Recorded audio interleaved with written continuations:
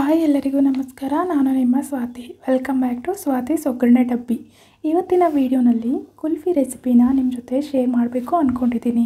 ಈ ಸುಡೋ ಬೇಸಿಗೆಯಲ್ಲಿ ಯಾವಾಗಾದರೂ ಒಂದು ಸಲ ಕೂಲಾಗಿ ಕುಲ್ಫಿ ತಿಂದರೆ ಚೆನ್ನಾಗಿರುತ್ತೆ ಅಂತ ಅನಿಸುತ್ತಲ್ವ. ಮಕ್ಕಳು ಕೂಡ ಐಸ್ ಕ್ರೀಮ್ ಕೇಳೋದು ಸಹಜ. ಜನರಲ್ಲಾಗಿ ಟ್ರೆಡಿಷ್ನಲ್ ಕುಲ್ಫಿ ಮೆಥಡಲ್ಲಿ ಪ್ರೋಸೆಸ್ ಸ್ವಲ್ಪ ಜಾಸ್ತಿ ಇರುತ್ತೆ.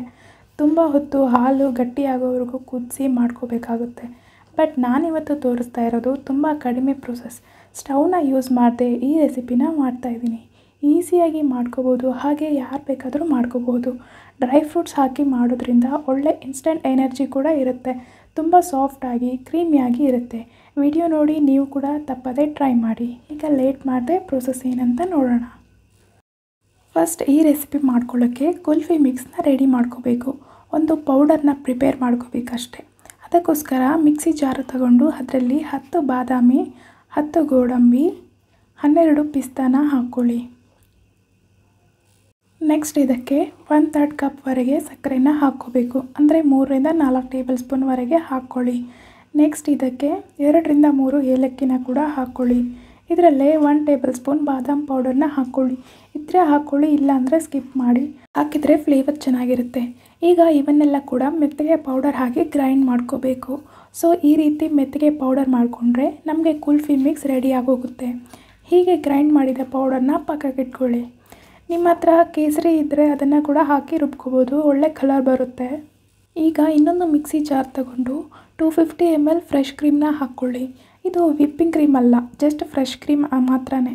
ಇದಕ್ಕೆ ನಾವು ಗ್ರೈಂಡ್ ಮಾಡಿಕೊಂಡ ಪೌಡರ್ನ ಹಾಕಿ ಒಂದು ಸಾರಿ ಸ್ಪೂನಲ್ಲಿ ಮಿಕ್ಸ್ ಮಾಡಿ.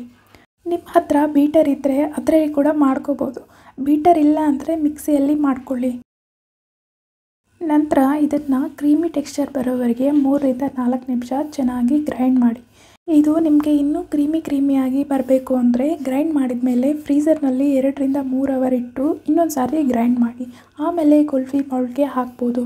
ಬಟ್ ನಾನು ಒಂದು ಸಲನೇ ಗ್ರೈಂಡ್ ಮಾಡಿದರೂ ಕೂಡ ಇದು ತುಂಬ ಪರ್ಫೆಕ್ಟಾಗಿ ಕ್ರೀಮಿಯಾಗಿ ಬಂದಿದೆ.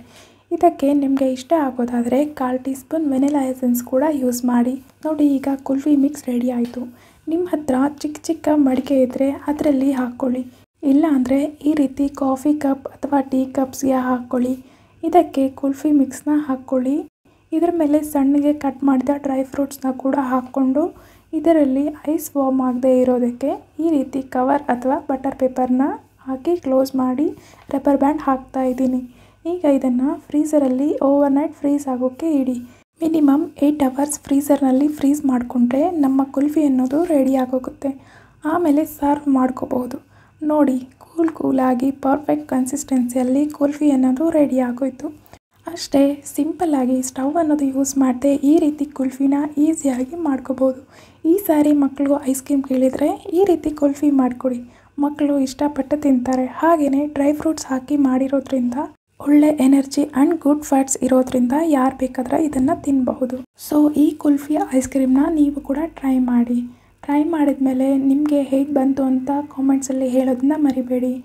ಈ ವಿಡಿಯೋ ನಿಮಗೆ ಇಷ್ಟ ಆಗಿದ್ದರೆ ನನ್ನ ಚಾನಲ್ನ ಸಬ್ಸ್ಕ್ರೈಬ್ ಮಾಡ್ಕೊಳ್ಳಿ. ಹಾಗೆಯೇ ಫ್ರೆಂಡ್ಸ್ ಆ್ಯಂಡ್ ಫ್ಯಾಮಿಲಿಗೆ ಶೇರ್ ಮಾಡಿ.